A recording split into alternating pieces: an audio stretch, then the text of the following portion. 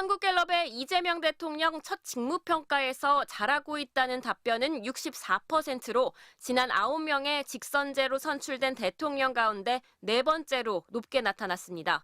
이 대통령을 긍정평가한 응답자들은 경제와 민생, 추진력, 소통을 이유로 꼽았습니다. 대구 경북과 70대 이상에서도 이재명 대통령에 대한 긍정평가가 오차범위 안에서 부정평가를 앞질렀습니다. 정당 지지율은 더불어민주당 43%, 국민의힘 23%로 조사됐습니다. 국민의힘 지지율은 대선 패배 여파로 선거 직후 급하락했는데 2주 연속 20%대를 기록한 건 지난해 12월 계엄 탄핵 국면 이후 6개월 만입니다. 특히 국민의힘 주요 지지층인 영남 지역과 60대 이상에서도 더불어민주당과 오차범위 내 지지율을 기록했습니다. 이러한 지지율 흐름은 대선 패배뿐만 아니라 국민의힘의 최근 행보에 대한 지지층의 실망감이 반영됐다는 분석입니다. 실제 한국갤럽 데이터를 분석해보면 지난 1월만 해도 전체 응답자 가운데 스스로를 보수라고 답한 비중이 3분의 1을 넘어섰지만 이번 달에는 4분의 1 수준으로 쪼그라들었습니다. 실망한 보수층이 여론조사에 응답하지 않는 겁니다.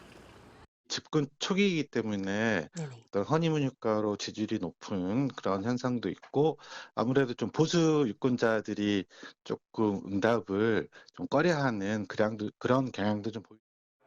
이 같은 분위기 속에서 제1야당의 위기감은 더욱 커지고 있습니다.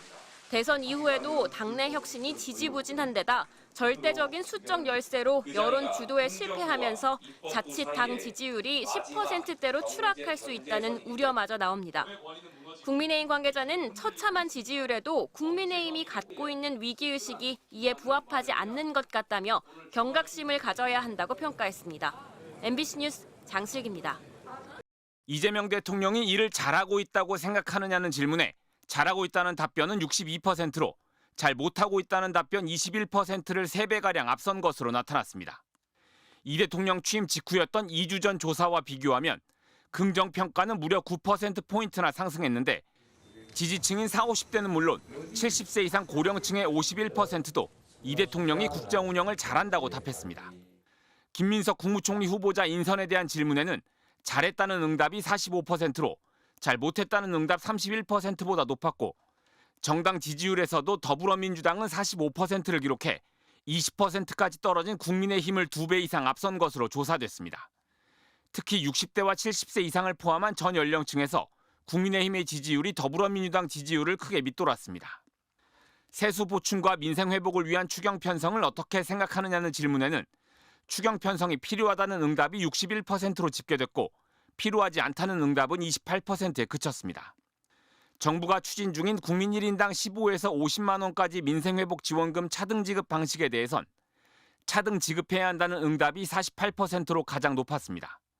취약계층만 선별해 지원해야 한다는 27%, 모든 국민에게 똑같이 지원해야 한다는 21%에 머물렀습니다.